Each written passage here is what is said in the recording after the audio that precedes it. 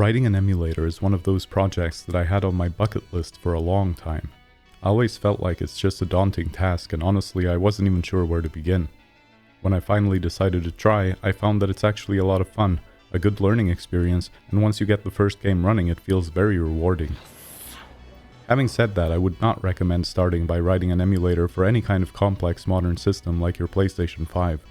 It's not that it's impossible, it's just going to take a whole lot of effort and time, whereas writing an emulator for a simpler and older system which is already well documented will only take a few days to get to a somewhat working state. It won't be anywhere near 100% accurate, and it will not run all of the software made for that system, but at least you will have gotten far enough that you know the basic principles of emulation, and you can then decide whether you want to continue developing it further.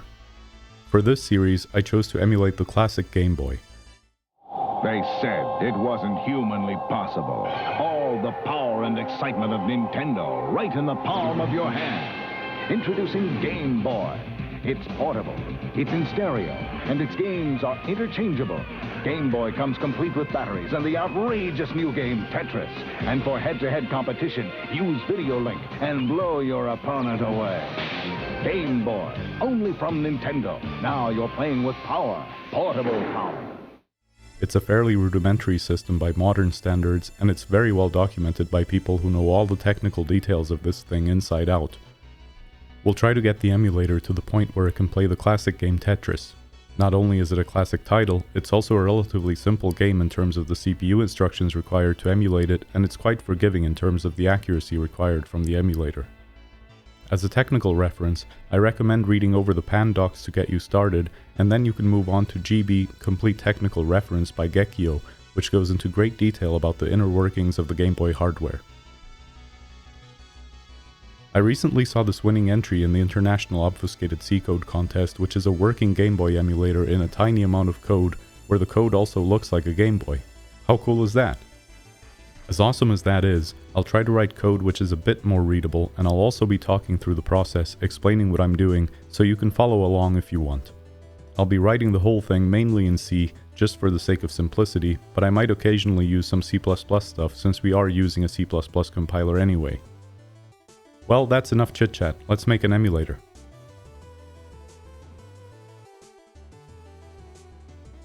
The first thing we have to do is to load the game ROM data which was originally contained in the game cartridge. I have an empty project here which is already set up with STL3, so let's start by adding a header called cart.h. We'll define a constant here for the largest possible ROM, which is 8 megabits or 1 megabyte, and use it to define an array of bytes called cartridge data, which will eventually contain the entire game ROM. Every game contains a header with information about the game, so we'll also define a struct which contains all the entries in the header. Finally, we will add 3 functions here which will be used to load the ROM file and print some debug information for us. Now we can add another file called cart.cpp and start filling it with the stuff we declared in the header. Note that we can just set the cartridge header struct to point at a fixed address within the cartridge data, and that should make each field of the header easily accessible. To load the cartridge, I'll set up a helper function just to grab the path for the currently running emulator. Since I'm using Windows, I will do this using the Windows API call to get current directory, but if you're on a different OS, you'll have to handle this differently. I don't think it's worth spending a lot of time talking about how to load a file, as that will depend on the operating system and programming language you're using, so I'm just going to assume you know how to do this in your chosen setup. Ugh, it's throwing an error related to the type of character set the application is using, which is always a fun aspect of programming for Windows. With that sorted out, I'll implement the cart open file function, which will show one of those standard open file windows so the user can pick a ROM file. I won't actually use this quite yet, as having to click on the file every time we launch the emulator is an extra step which will just make debugging slower right now, but once the CPU emulation is working, this will be nice to have in place. Okay, now to implement the cart load function, which actually loads the file. Nothing fancy happens here, it's just using a file stream to read the ROM file into our cartridge data array. To wrap this up, we have the cart print info function, which is just a bunch of printf statements to dump all the cartridge header information into the console. It's really just a sanity test to make sure the loading code is working correctly. Finally, we can check if all of this is working so far by trying to load a game ROM. Once the path is correct, it looks like it's loading the file, and in the console we can see the header information as expected.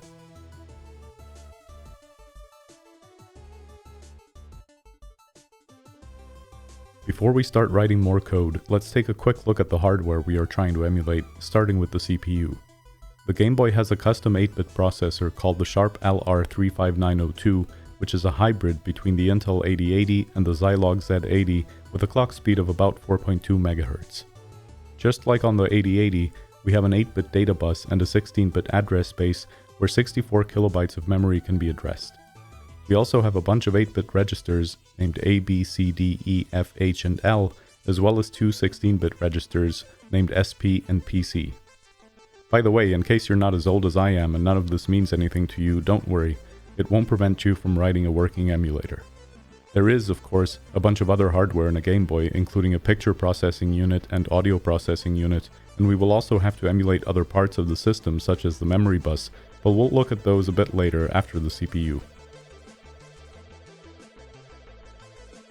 Okay, so first we will set up a struct for the registers of our emulated CPU. You can think of registers as just a very small amount of memory which lives inside the processor. Note that I'm using a union for a lot of these registers, as it makes it easy to access them as either individual bytes or as a 16-bit pair. Some of the registers are more special than others, specifically the flags and accumulator registers, as well as the stack pointer and the program counter. We'll talk about what makes them special as we go. Let's move on to the implementation of the CPU now. We will write two functions here, one which fetches the next instruction and another one which executes it. If you don't care about accuracy, you could just do both in one step, but I like to keep them separate as they are distinctly separate stages in the actual hardware. The fetch instruction will take the next byte in memory at the address pointed to by the PC register. As I mentioned, we will have to eventually write some code to handle the memory bus, as it's not just as simple as reading the next byte in the ROM data, but this will suffice to get us started. Next up, we will set up a structure for our CPU instructions. I like to do this in a separate header and .cpp file pair called CPU instructions, but you could also do this all in one place if you prefer. Our instruction structure contains a string called disassembly, which will contain the name of the opcode, the length of the operand for that instruction, as well as a pointer to the actual instruction. Having that, we can set up an array with space for 256 instructions and start filling that out. If at this point you're thinking 256 is a whole lot of instructions, take comfort in the fact that a lot of them are going to be very similar and not quite all 256 possible byte values map out to a valid opcode. Having said that, there is a whole second set of instructions which we'll cover later, bringing the total up to around 500 or so. We can get information about the opcodes from these tables here, which you can easily find by Googling for Game Boy opcodes, and thus we can start filling out the names of the opcodes in our instructions array. We can also put in the operand length values in. The pattern is basically that every instruction with N uses a 1-byte operand, and the ones with NN use 2 bytes. I think you get the gist by now, so I'll fill the rest of these out later. Let's add one more function to reset our CPU. The Game Boy contains a built-in ROM, which contains a small bit of code which is the first thing that runs when you switch the power on, and once the boot ROM has finished executing, it begins running the code on the cartridge at address 100. Since we are not emulating the boot ROM, we need to set these particular values into CPU registers to put it in the correct state when it starts executing the game code. Now we can finish the fetch function by grabbing the instruction structure from the instructions array, and from there we can get the function pointer for the instruction. After that, we can move on to the execute function, which will check if the instruction function pointer is valid, and if it's not, it will print a line to let us know what instruction is missing. Let's also add a quick type def here so that our instruction function pointer has a named type. It takes no parameters and doesn't return anything, so this is about as simple as a function pointer can get. With that, we can finish up the execute function and test it out to see if everything is working as expected. We can see that the first instruction is an op, which we will implement next. Just to clarify, you could have an even simpler implementation of the CPU, where you just read the current opcode byte and then have a bunch of if statements for each opcode. This would work just fine, but keep in mind that with around 500 opcodes to handle, this would become a ridiculously long function which is quite tricky to maintain. Let's take a quick look at how to read these opcode tables. If we take the top left cell in the table as an example, we have the name of the operation at the top. Under that, we have the length of the opcodes in bytes at the left. On the right, we have the number of machine cycles it takes the CPU to perform that operation. Some operations have 2 values here, which mean that it may take more or less time depending on some condition. At the bottom it shows how the flags are affected by the operation. In this one the flags are not changed, which is indicated by the dashes.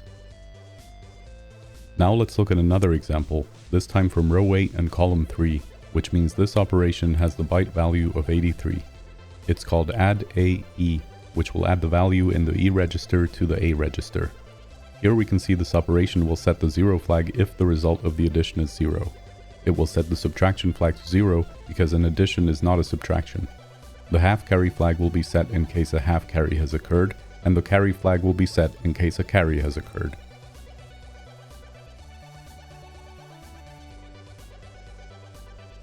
Before we implement the first CPU instruction, we should also write a tiny bit more of boilerplate code in order to move stuff out of the main.cpp file.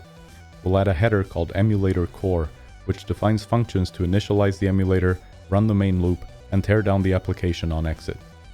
Additionally, there will be a function here to advance the clocks, as synchronization between different parts of the hardware will become a necessity for more accurate emulation. Next we add the corresponding Emulator Core CPP and start implementing the core init function to load the cartridge ROM and print our debug info. We can update main.cpp such that it only contains the calls to initialize, run, and shut down the core. The core run function will contain our main loop, which repeatedly fetches and executes instructions until it runs into an instruction it can execute.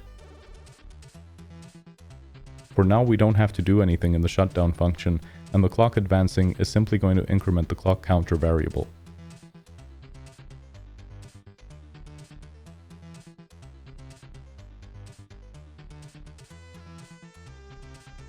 Let's implement our first opcode, which is called noop and stands for no operation. It literally does nothing except move the clocks forward by 4 ticks. I'll explain why it's 4 a bit later once we get to timer related code. Now we just add a pointer to the noop function in our instruction table and run the emulator again. It now executes the noop and immediately stops after it at address 101 as expected, as we've hit an unknown instruction. Right now our output doesn't tell us what the next instruction is, so let's quickly change the output to print out the byte value of the unknown opcode.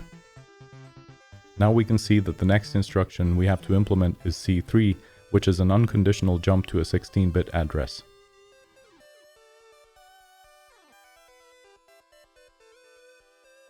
The way this jump works is that it takes the 2 bytes following the opcode as an absolute address and changes the value of the program counter register to the address. Note that we have to do a few things here in order to remain accurate. First of all, we advance the clocks by 4 ticks multiple times instead of just once by 16, because each part of this reading and setting of values takes some time in the real hardware. Second, we ensure that the PC register has not overflowed, which it shouldn't in this code anyway, as it's defined as a 16-bit unsigned integer, but in case you're writing this in another language where that's not guaranteed, you can just do a bitwise AND with the value FFFF. Finally, we also have to swap the order of the address bytes before we set our PC register value. Let's run it and check. Oh, we forgot to put the new instruction function into our instructions array. I've gone ahead and filled out the rest of the instruction names off camera, as it's not particularly interesting to watch. Right. Now we can see that we've jumped to a new address and encountered the next unknown instruction with opcode AF, which is exclusive OR A.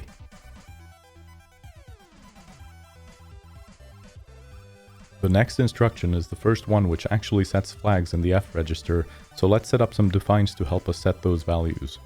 The way this works is that in the F register, bits 4 through 7 have special meanings and some operations change the values of these flags. Bit 7 holds the 0 flag, which is set whenever the result of an operation is 0 and is used by conditional jumps.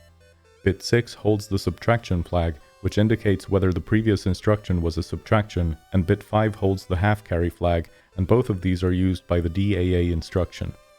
We'll discuss what those are later, once we get to implementing the DAA instruction. Finally, bit 4 holds the carry flag, which is set when the result of an 8-bit addition is bigger than FF, when the result of a 16-bit addition is higher than FFFF, when the result of a subtraction is lower than 0, and when a bit rotate or shift operation shifts out a 1 bit. The carry flag is used by conditional jumps and some instructions like ADC, SBC, RL, and RLA.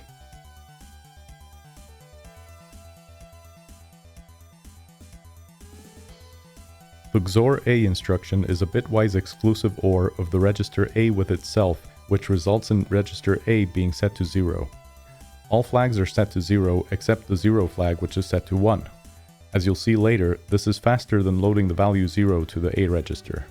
Next up is the instruction with Opcode 21, which is a 16-bit load to register HL.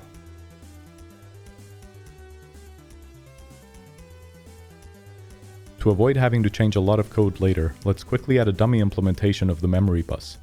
For now, it's just two functions to read and write from the bus, where the read will just return the byte in the cartridge at the given address, and the write does nothing. We can now get rid of the dependency to the cartridge header from our CPU and swap out all the cartridge reads with memory bus reads. As we implement more instructions, we will always use the memory bus, and eventually we will add some real functionality there.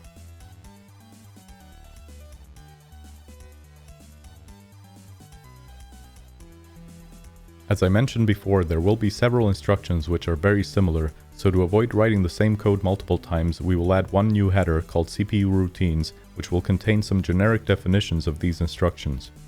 First up is a 16-bit load, which will read 2 bytes from the memory bus and put their values into a register.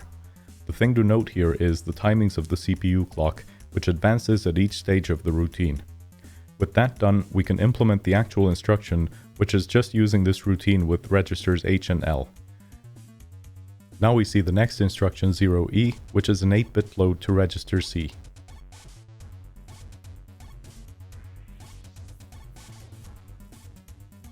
Once again, we will define a routine for these 8-bit loads, and it's basically the same as the 16-bit one, but with only 1 byte instead of 2.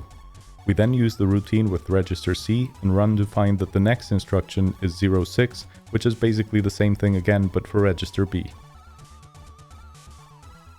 Here we will simply use the same routine, but with register B instead of C, and that's that. Next up, we have instruction 32, which is a load and decrement from A to the address given by HL.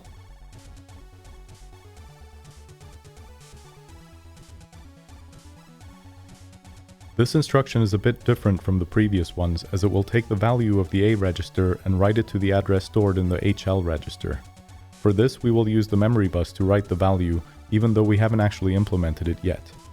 Immediately after writing the value, we will decrement the value of HL by 1. Next up, we have instruction 05, which is an 8-bit decrement of register B.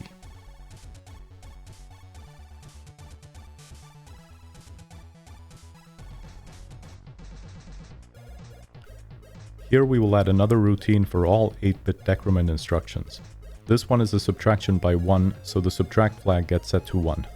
The half carry flag might be set depending on the previous value of the register, and if the value of the register is 0 after the decrement operation, the 0 flag will also be set to 1. Again, implementing the instruction is just a matter of using the routine with, in this case, register B.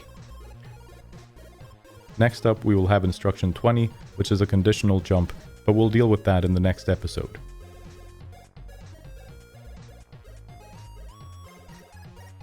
As you may have noticed, what we've been doing here is writing a kind of bytecode interpreter. This is what the rest of the CPU instruction implementation will look like going forward, and there is still quite a way to go as we have only implemented 8 instructions so far. In the next episode, I hope to get through the rest of the instructions needed for Tetris, so stay tuned for that. Hopefully you found this somewhat interesting, and I hope to see you in the next episode. Thank you for watching. Later!